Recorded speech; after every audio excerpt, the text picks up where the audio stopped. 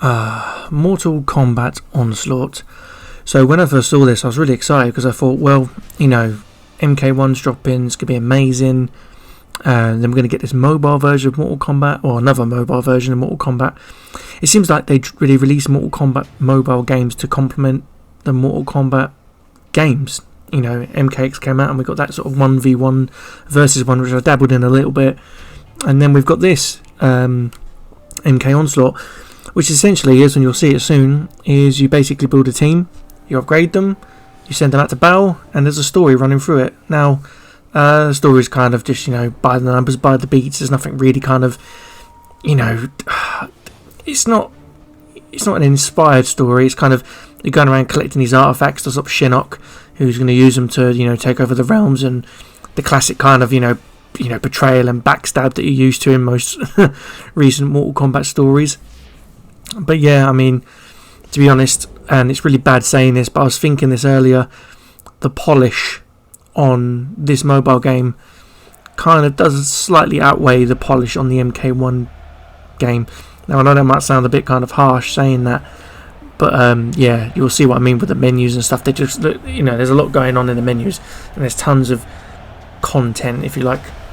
So yeah, you're treated to this, opening cutscene, which you just saw in the loading screen there, when I was downloading the game, and then you're treated to this full cinematic, really beautiful actually. I mean, this is on my Samsung S20 Plus, and it plays absolutely beautifully. It's so smooth, it's so well optimized for mobile devices and other handhelds, and it really does the job. It's so nice, and yeah, I don't know what else I could really say. You can see it very nice, how beautiful it looks. Kind of reminiscent of the MK11 story mode when they go to save Kotal from execution.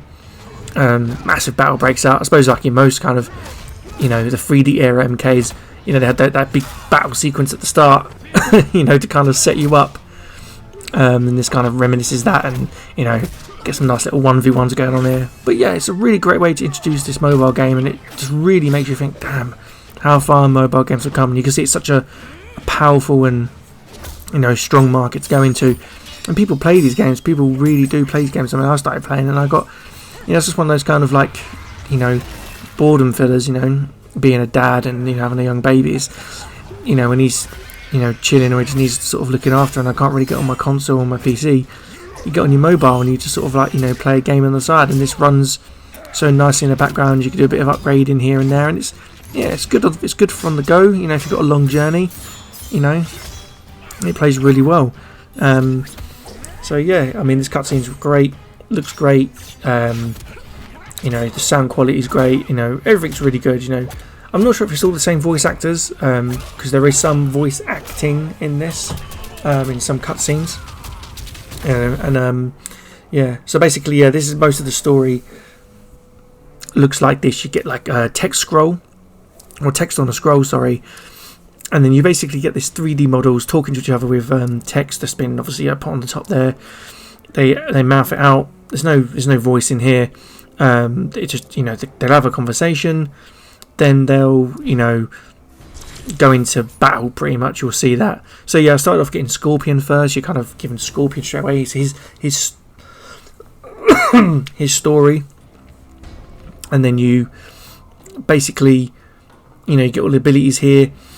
You can see what they do. They apply burn damage, things like that, and every character is like either they've got affinities like Spirit Warrior for Scorpion. Then you've got defender characters. Then you've got other characters that do healing. And characters that are assassins. Some odd choices, some of the characters that are assassins.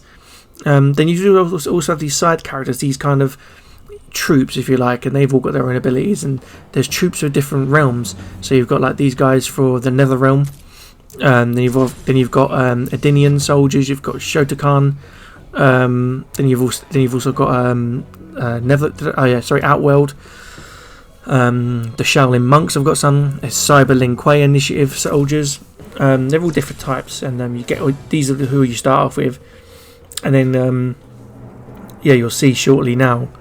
You'll get this this currency come up, and it will sort of show you the main menu.